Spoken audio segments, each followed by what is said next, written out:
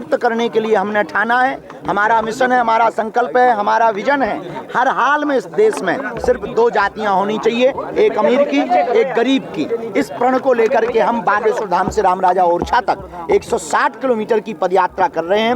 अब तो करो या मरो की बारी है, क्योंकि भारत पर संकट भारी है। हम भारत के लोगों को, हिंदुओं को बांग्लादेश जैसा जलता हुआ, बिखरता हुआ नहीं देख सकते, इसलिए हम हिंदुओं को एक करने निकल रहे हैं। पहले दिन की यात्रा में विशेष क्या है? पहले दिन की यात्रा में विशेष क्या है? पहले दिवस में विशेष तो यही है कि यात्रा शुरू हो रही। दूसरा ये है कि हमारे जैसा आदमी जो 1 किलोमीटर नहीं चलता है, उसने संकल्प लिया 160 किलोमीटर का।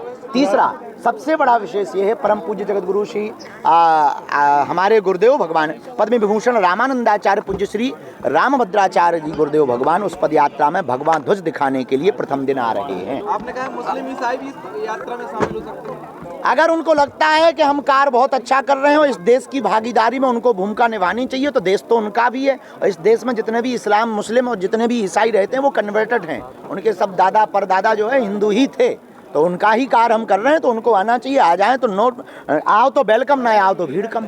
पीले चावल दिए जाएंगे? पीले चावल हम तो नहीं बांट रहे हैं, आप बांटे आओ। पुष्प वर्षा क्योंकि जब युद्ध होता है, रणक्रांति होती है, तो उसके लिए धर्म युद्ध के लिए बुलाया नहीं जाता, जिसका जमीर जिंदा होता है वो आता है। पुष्प वर्षा को लेकर आपने बात कही है, किस तरह की अपील? 2 अपीलें की हैं। हमने 2 अपीलें ये की हैं प्रार्थना, क्योंकि हमारा संकल्प जो है वो संकल्प जब तक पूर्ण नहीं होता तब तक केवल पद यात्राओं में हम फूल माला नहीं पहनेंगे।